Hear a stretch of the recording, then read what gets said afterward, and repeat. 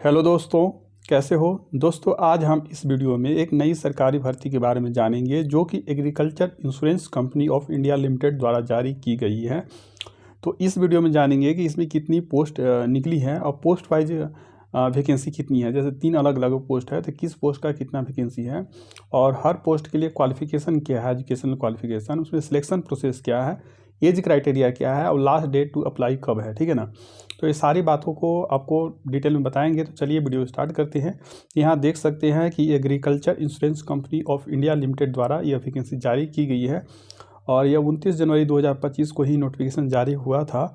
तो यहाँ देख सकते हैं कि इसमें रिक्रूटमेंट ऑफ मैनेजमेंट ट्रेनी, जो भी ये पोस्ट है मैनेजमेंट ट्रेनी के पोस्ट के लिए वैकेंसी निकली हुई है और इसमें 3 अलग अलग पोस्ट हैं। ठीक है। तो यहाँ पर आप देख सकते हैं कि यहाँ पर जो सबसे पहले आपको बताता हूँ कि कौन कौन से पोस्ट है और उसके लिए क्या एज डेट वगैरह है। ठीक है। तो यहाँ पर देख सकते हैं कि यहाँ पर जो सबसे पहले डेट देख लीजिए कि कब तक भरने का डेट है। तो 30 जनवरी 2025 से 20 फरवरी 2025 तक आप भर सकते हैं। मतलब 30 जनवरी से स्टार्ट हो जाएगा, 20 फरवरी तक फॉर्म भरा जाएगा। और जो ऑनलाइन एग्जामिनेशन होगा तो उसका भी डेट दिया है, मार्च या अप्रैल जो महीना है उसमें एग्जामिनेशन आपका हो सकता है। ठीक है। उसके लिए जो इसका वेबसाइट है www.aic है .com, उस वेबसाइट पर आप जाते रहिएगा, विजिट करते रहिएगा। वहाँ से जो भी अपडेट आएंगे उसे आप देखते रहिएगा। इस चैनल पर भी हम आपको अपडेट दे देंगे। ठीक है। उसके अलावा जो एग्ज़ाम डेट आएगा उससे 10 दिन पहले आपको एडमिट कार्ड डाउनलोड करने का लिंक मिल जाएगा। ठीक है ना। ईमेल पर भी आ जाता है, वेबसाइट पर भी मिल जाएगा। ठीक है। और ऑनलाइन प्री रिक्रूटमेंट ट्रेनिंग होगा जो SC ST OBC कैंडिडेट और PWD कैंडिडेट के लिए होगा। तो वो 10 दिन prior to date of examination, जब एग्जामिनेशन होगा उसके 10 दिन पहले होगा। ठीक है। तो ये आप देख सकते हैं। उसके अलावा जो इम्पोर्टेंट, जैसे इसमें बताया कि 3 पोस्ट है तो एक अलग अलग क्षेत्र के, जैसे एक IT डिसिप्लिन का है, एक एक्चुअली है और जर्नलिस्ट है। तो जो IT वाला है उसमें 20 है, अब एक्चुअली वाला है 5 है, बस 5, और जर्नलिस्ट वाला है 30। तो मैक्सिमम वो 30 जो है जर्नलिस्ट का है उसके लिए ही भरेंगे, क्योंकि उसके लिए मैक्सिमम लोगों के पास क्वालिफिकेशन है। ठीक है। उसके बाद IT वाला, उसके बाद एक्चुअली। तो आप यहाँ देख सकते हैं कि जो टोटल वैकेंसी है 55 है। तो उसमें से OBC के लिए 19 है, 9 SC के लिए, ST 5 और EWS के लिए 6 है, अनरिजर्व टोटल 16 है।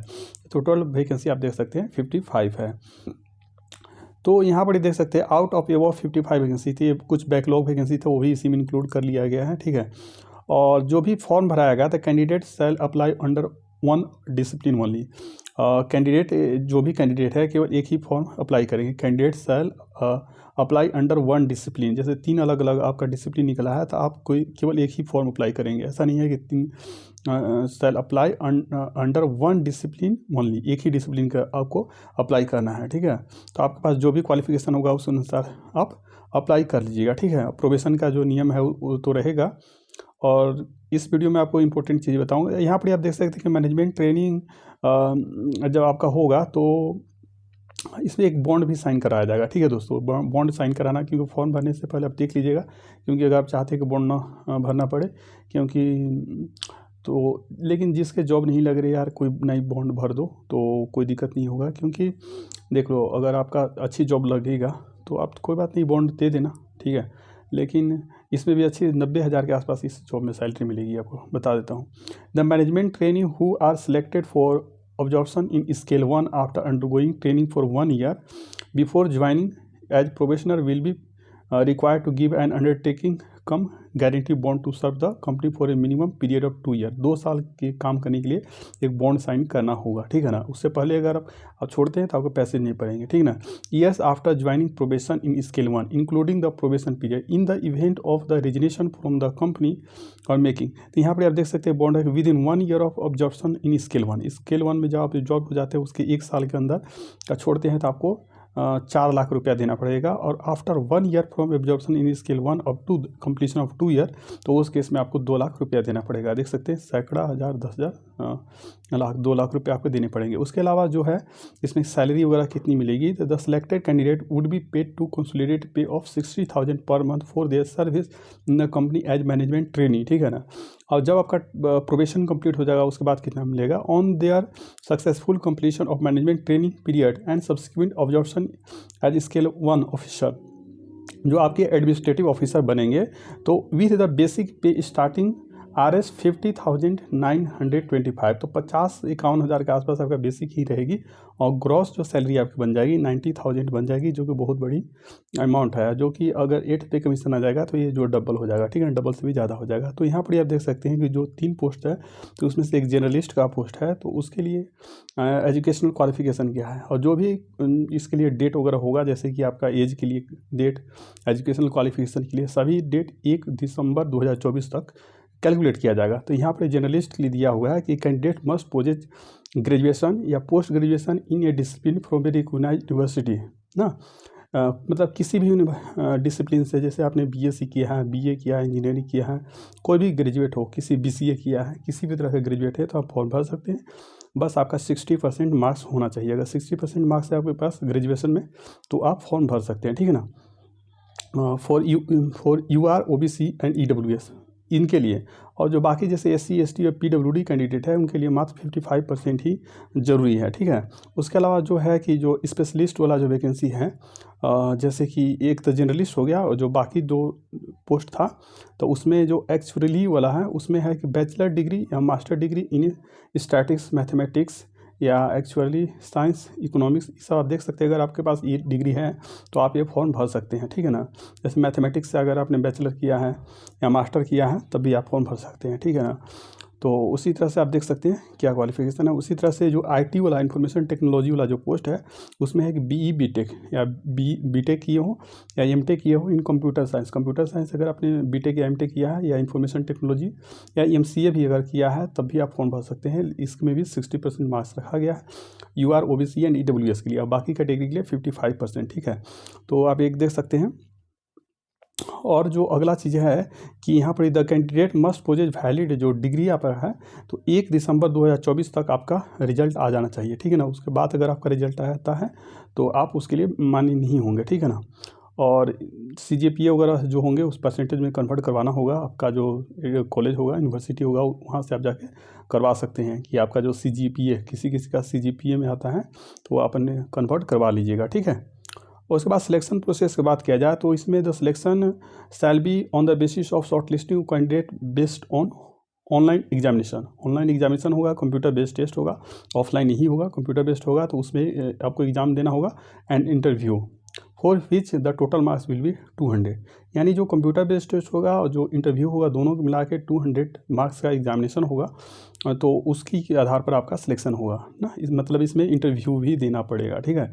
तो अच्छे ग्रेड का है तो आपको तो इंटरव्यू देना पड़ेगा। आप जानते ही हैं कि जो अच्छे ग्रेड के पोस्ट होते हैं उसमें आपको इंटरव्यू देना पड़ता है। तो ऑनलाइन एग्जामिनेशन जो कंप्यूटर बेस्ड टेस्ट होगा, the candidate have to appear for online examination, जो कि ऑब्जेक्टिव एंड डिस्क्रिप्टिव, जो ऑनलाइन एग्जामिनेशन होगा तो उसमें ऑब्जेक्टिव क्वेश्चन भी आएंगे और डिस्क्रिप्टिव भी आएगा, ऑफ टोटल 150 मार्क्स ना।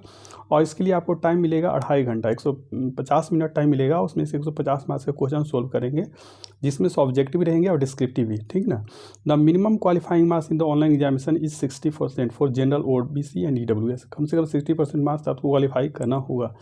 उसके बाद देखा जाएगा कि आप मेरिट में आ रहे हैं कि नहीं, कम से कम 60% तो मनाना ही होगा। The online examination will be held in March and April, जैसा कि आपको बता दिया मार्च अप्रैल के महीने में होगा।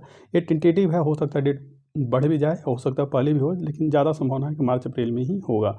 The details of the online examination are as follow. जो ऑनलाइन एग्जामिनेशन होगा तो तीनों पोस्ट के लिए देख सकते हैं कि क्या क्या क्वेश्चंस आएंगे। जैसे कि जर्नलिस्ट के पोस्ट के लिए देख सकते हैं टेस्ट ऑफ रीजनिंग से 40 क्वेश्चन आएंगे, ठीक है। उसी तरह से इंग्लिश लैंग्वेज से 25 क्वेश्चन, और जनरल जैसे GK वगैरह से और इंश्योरेंस अवेयरनेस से 35 क्वेश्चन, और मैथ एंड कंप्यूटर लिटरेसी से 40 क्वेश्चन रहेंगे। और जो डिस्क्रिप्टिव होगा उससे आपके 10 क्वेश्चंस रहेंगे, मतलब 10 मार्क्स के आएंगे, 2 क्वेश्चंस रहेंगे, 55 मार्क्स के 2 क्वेश्चन, जो कि आपका इंग्लिश में एसे एंड जो प्रिसाइज राइटिंग होता है वो आएंगे, ठीक है। तो देख सकते हैं कि और इसके लिए टोटल आपको 30 मिनट मिलेंगे। जो डिस्क्रिप्टिव है उसके लिए 30 मिनट मिलेंगे, और जो बाकी जो 4 हैं उसके लिए 120 मिनट मिलेंगे। तो हमारे हिसाब से मैक्सिमम लोग इसी पोस्ट के लिए भरेंगे, क्योंकि इसमें दिया हुआ है कि एनी ग्रेजुएट, कोई भी ग्रेजुएट जर्नलिस्ट को पोस्ट लिए भर सकता है। तो इसमें ज़्यादा फॉर्म आएंगे, ठीक है, और इसके सीट भी ज़्यादा हैं। और जो एक्चुअली वाला पोस्ट है उसके लिए आप देख सकते हैं कि इसमें भी रीजनिंग आएंगे, उससे 30 क्वेश्चन आएंगे, टेस्ट ऑफ इंग्लिश से भी 10 क्वेश्चन, और जीके और इंश्योरेंस अवेयरनेस से 10, टेस्ट ऑफ जो मैथ है और कंप्यूटर उससे 30 क्वेश्चन आएंगे, टेस्ट ऑफ प्रोफेशनल नॉलेज से 60 क्वेश्चन आएंगे, और डिस्क्रिप्टिव इसमें भी होगा जो इंग्लिश में होगा, एसे एंड प्रीसाइज राइटिंग, इससे भी 10 क्वेश्चन आएंगे। और जो डिस्क्रिप्टिव है उसके लिए अलग से 30 मार्क्स है, और जो बाकी पोर्शन है उसके लिए 120 मिनट टाइम मिलेगा, ठीक है। उसी तरह से जो बाकी आईटी वाला है उसमें भी देख सकते हैं रीजनिंग आएगा वगैरह, ये सिलेबस आप देख सकते हैं, स्क्रीनशॉट ले लीजिएगा, ठीक है। The descriptive test will be conducted only through online mode. अब डिस्क्रिप्टिव भी होगा, ऐसा नहीं पेपर पेन पर लिखना है, भी ऑनलाइन ही होगा, आपको टाइप करके लिखना होगा, ठीक है ना। और ये आपका इंग्लिश मीडियम होगा, ठीक है। उसके बाद इंटरव्यू होगा। Candidate who have been qualified in the online examination will be ranked in the order of the merit and will be called for interview to be conducted by the company.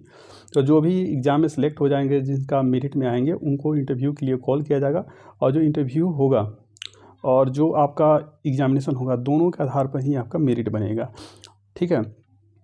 All the candidates having same cut off score as the set list candidate shall be called for interview. अगर जिनका same marks आ गया वो सभी बुलाए जाएंगे, ठीक है। Maximum interview marks are 50 ना, तो मैक्सिमम 50 मार्क्स का एग्जाम, जैसे 150 का आपने देख लिया कि वो जो CBT होगा कंप्यूटर बेस्ड टेस्ट, और 50 मार्क्स का आपका इंटरव्यू होगा। The minimum qualifying marks to be eligible for the selection is fixed 25, यानी और इसमें से 50 मार्क्स होगा, उसमें से 25 मार्क्स कम से कम आने ही होंगे, ठीक है ना। अब 25 मार्क्स ला लेते हैं तो फिर उसके बाद मेरिट बनाया जाएगा, और देखते हैं कि आप मेरिट में आते हैं कि नहीं, ठीक है। उसके बाद जो सिलेक्शन प्रोसेस आपने पूरा समझ लिया, कंप्यूटर बेस्ड टेस्ट होगा, उसके बाद इंटरव्यू होगा, ठीक है। तो उसके बाद मेडिकल होगा। शॉर्ट लिस्टेड कैंडिडेट फॉर जो फाइनल शॉर्ट लिस्ट हो जाएंगे इंटरव्यू के बाद, उनका मेडिकल होगा, ठीक है ना। और एग्जामिनेशन सेंटर आप अपने हिसाब से चूज कर सकते हैं, बहुत सारा एग्जामिनेशन सेंटर दिया हुआ है, ठीक है दोस्तों। तो अगर आपको वीडियो पसंद आया तो इसे लाइक करें, चैनल को सब्सक्राइब करें, and share this video to your friends and relatives, and comment करके बताना कि अगला वीडियो आपको कौन से टॉपिक पर चाहिए। Thank you friends.